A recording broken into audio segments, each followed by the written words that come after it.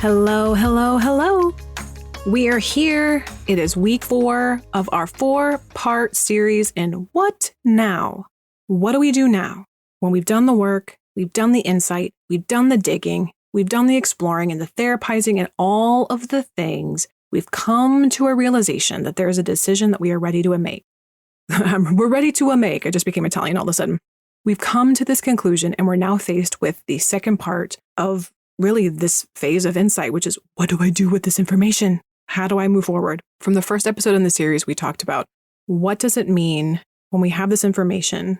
And what I proposed was fully embodying the decision as if it had been made for as long as you can stomach it before actually jumping into action. Then we moved to the desire for a guarantee and the art of trusting ourselves and how to move with these two things side by side. Then we moved into episode 3, which was the wall of anxiety. So getting really clear and specific about the outcomes that we're most afraid of, creating a personalized action plan based on those things, and then letting our logical mind be our friend and our ally in that moment, engaging what is the percentage of likelihood that I actually am going to have to confront this problem. So now we're here to really wrap it up and give you some specific things that you can do. Now, this may sound a little like, these are the 3 simple steps to battling your stress. And yeah, it may be packaged that way. There's no denying it. But before I get into those tips, what I want to do first is just honor the truth and the reality that this insight and this process of self-discovery and claiming emotional space for yourself, it's no small thing. And it doesn't matter if it's a decision as small as picking a sweater that you like, wearing a lipstick that is outside of your normal color palette. Insert relatable example if you were a gentleman listening to this episode. But if being vulnerable was easy, if inhabiting ourselves authentically were easy, and if there were no risk to making space for ourselves, then the world would probably look very different. My point is that it's hard because it matters. And you're listening to this and you're trying to figure it out because it matters to you. With all the support in the world, support definitely makes it easier. Gosh, who would we be without other people, without support and connection and kindness and all of those beautiful things? And at the end of the day, you are the protagonist in your story. You are the hero in your narrative. We can think of so many great, beautifully told stories. It's the moment when the hero is met with confronting their challenge in a new way, and they step into the great unknown, that everything that led them to that point led them to them making a decision. And so while the support, the encouragement, the information, the insight, the structure, they can all be so helpful, I don't want to ever lose sight of the fact that you are the one making the decision. You are the one making the step, and you know yourself better than anyone else. So take all of this with a grain of salt, run it through the pasta strainer of life, and keep the parts that work for you. We'll be back to the show after this short break. Do you like the idea of journaling but think, gosh, I think I just need a little bit of help. This blank page is freaking me out. What do I write about? What I did that day? What I ate for a snack? You're not alone. I get it, and that's why I made a journal just for you. It's called the Treasure Journal. It covers 7 key areas of your life. There's lots of beautiful stories and sentence stems and prompts and ways to help you get those creative juices flowing to really unlock some powerful processing. Click the link in the show notes and grab your copy today. And now, back to the show. Without further ado, we're going into the tips to making these big tasks a little more manageable. The first one, engage the senses. Engage the senses.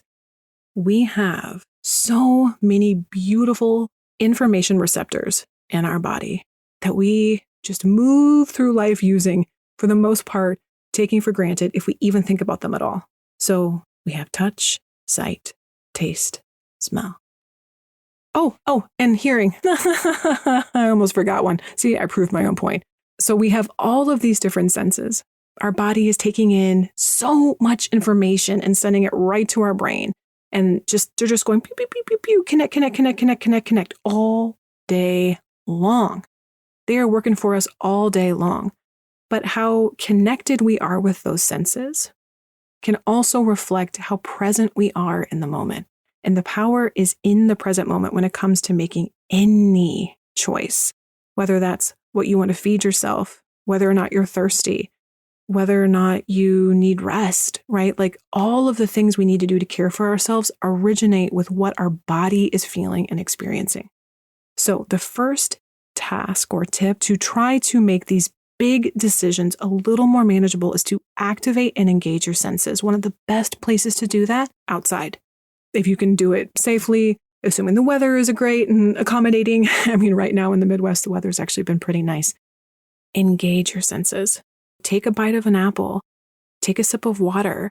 Listen to songs, sound, tones that uplift you or bring you peace. One of my favorite things to do if I need to get out of my head, I like listening to tones or songs that don't have lyrics. I know everybody's a little different with this. My husband can get all kinds of work done listening to and maybe it's because of years in dance, I don't know, but there's a certain type of song that just gets me. I like where it goes in my mind, where I go in my mind, but I can't also focus on the task at hand while listening to that music. There's a playlist on Spotify that I love for anyone who is already subscribed to Spotify. It is, it's called Brain Food. I love that playlist. It's tones. It's like more active than just background music. It's certainly not muzak, like elevator music, but it has just engaging tones and tempos, no lyrics or little to no lyrics. It keeps me kind of pumped in the background, but at the right zone to actually get some good thinking, processing, and work done. Another thing I love to do, there is an app called Insight Timer. It's a free meditation app, and they have like Tibetan singing bowls that are just really beautiful and resonant. There's also like classical music. Sometimes that's really enjoyable. So engaging the senses with sound, engaging the senses with taste, with touch. Sometimes what I'll do is I'll just like grab my dog and I'll just rub. She's got this really fluffy mop-like fur that's just so soft and sweet. And I'll touch that or a soft blanket.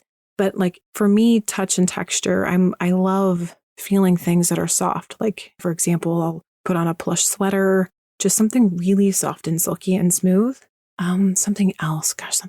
Oh, smell. Oh my gosh. I burn a candle, or if you have like diffusers with really beautiful essential oils, but you're looking for as many ways as possible to connect you to the environment and space you're in. The next is break your daily task into two things. So this is really bringing it back to the original knowing, the clarity that you have, that you want to move forward into, whether it's a big conversation, whether it's a big decision, whether it's a big investment, whatever the decision is that you're weighing. You've done everything, leading up to this point, and now you have the task at hand. You're ready to take that step, but maybe it just feels a little too big.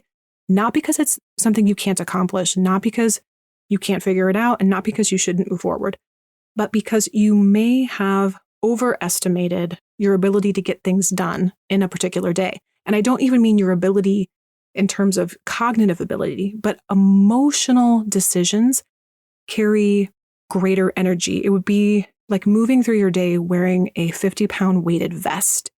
When you are weighing a big emotional decision, it drains your battery life, like having all the tabs open on your computer faster. You're also factoring this one decision into an entire life because you are a whole human, whether you're, helping raise small humans or you have pets or you have plants. Like there are people in your life that rely on you, your boss, your coworkers, like you are a part of a system. You're not isolated. And so recognizing that this one area of your life you're trying to devote energy to, sometimes when we set goals, we're focusing on the goal as if that was the only thing we were doing. I'm laughing because it's a knowing laughter because I do this all the time. Look at the item before you. See how many tasks you can break it down into. And then just commit to 2 teeny tiny tasks a day. When I thought about this one, a specific example that came to mind for me was a client who had done a lot of work to let herself admit she was in an abusive relationship, an emotionally abusive relationship. It was a really hard-won battle for her to get to a place where she could even acknowledge that truth in the privacy and confidentiality of a therapy session that she was paying for, right? I mean, like, that's the truth of it. She worked her ass off to get that information for herself. And then the thing that she was left with was, well, God, what now? The thought of dissolving a marriage, even one that she knew she was ready to leave.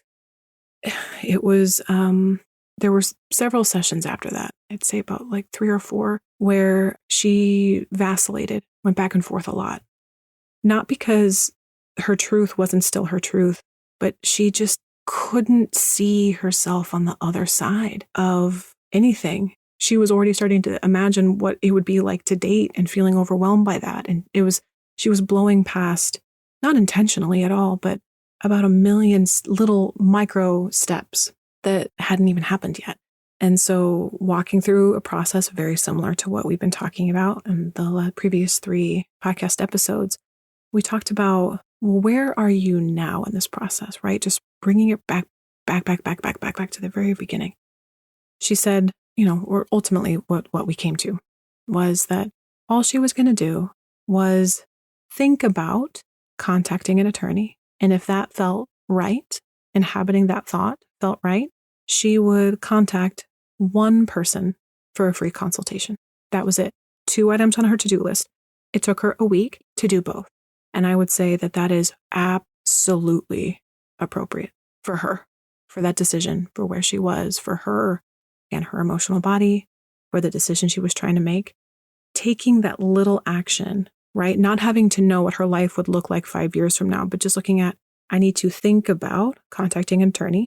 And then I'm going to have a consultation to just understand what that process even feels like. As is the case with most things, when we start taking one tiny little baby micro step in the direction of our truth, we get a little bit more courageous. We get a little bit more momentum. We get a little bit more enthusiasm. And that makes finding or accessing the next right thing just a teensy bit easier. And one step led to another step, led to another step. And I don't want to give away her ending because her life still continues on, and as all of ours do. But I will say that she is in a far better place now than she was before. The last step that I use, and I use this all the time, from big decisions to little decisions to big tasks, it just all the time. If I start to feel overwhelmed or burdened or particularly stressed about getting a task done, I set an alarm. Usually it's about 20 minutes or 45 minutes for whatever reason. Those are the 2 intervals that work for me. Whether it's reading a book, I started doing this in grad school because it felt like the syllabus, it just was like never ending work ahead of me. And there were always more assignments to get done. And it felt like thousands and thousands of pages of reading or thousands and thousands of pages of writing. It just all felt like a lot. And so I would, rather than commit to accomplishing 50 things, because in my imagination, I have no needs, no limits, no hunger. There's no gravity. It's just me and the task at hand, which of course, when my imagination is met with reality and then I feel like I'm falling behind, I get really stressed and then I start to feel pretty anxious. So instead, what I would do is depending on the task, I wouldn't commit to an outcome. What I would commit to is an amount of time. So I am going to dedicate 45 minutes to writing this blog. I am going to dedicate 20 minutes to outlining my next segment on Indie Now TV. I am going to dedicate 45 minutes to moving my body or whatever it is. And those are actual specific examples from this week. What that does is if I'm not chasing an outcome, that I'm not chasing anything, I'm more likely to actually get in a healthy flow and a rhythm that works for me. And when the alarm goes off, I then have an opportunity to choose, am I in the flow where I want to keep going with this and just see what another 20 or another 45, like where that takes me? Or sometimes that alarm disrupts the momentum that can kind of take over when I get committed to a project. And I sort of miss my body's signals that are saying, hey, stop, you need rest, or stop, you're not sitting in a comfortable position. I can get really in my head pretty quickly. So when the alarm goes off, I have an opportunity to check in and just ask myself, okay, how am I doing? Am I good? Do I want to keep going? Or no, you know what? That's it. I'm good. I've done enough for this task for today and I'm done. And that still, just like in the previous step, that momentum inches me closer and closer to getting the task done. But I've My success and my failure isn't based on the entire task getting accomplished. My success and my win is through committing to that time, just like an appointment, and following through. So those are my hot tips, my hot takes. Engage the senses. Break a task down to 2 teeny, weensy, itty bitty, tangible, manageable things. Set an alarm. Oh, and a special little caveat for the alarm. That meditation app that I've referenced before, Insight Timer, that's the timer that I use. I do not use a timer that has an actual alarm sound that I associate with waking up and disrupting sleep. It just that activates my stress too. So it activates the senses in an unpleasant way. Take that tip as well.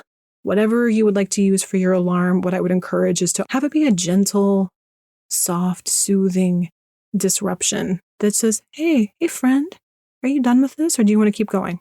At least that's what I tell myself. Thank you so much for joining me on this 4-part series of What Now? I hope it's offered you some clarity, some insight, a different context and a way of approaching big, challenging tasks that lay ahead. And as always, your time, your care, your attention, and your presence here mean more to me than you know. I am so grateful for sharing this time and space with you.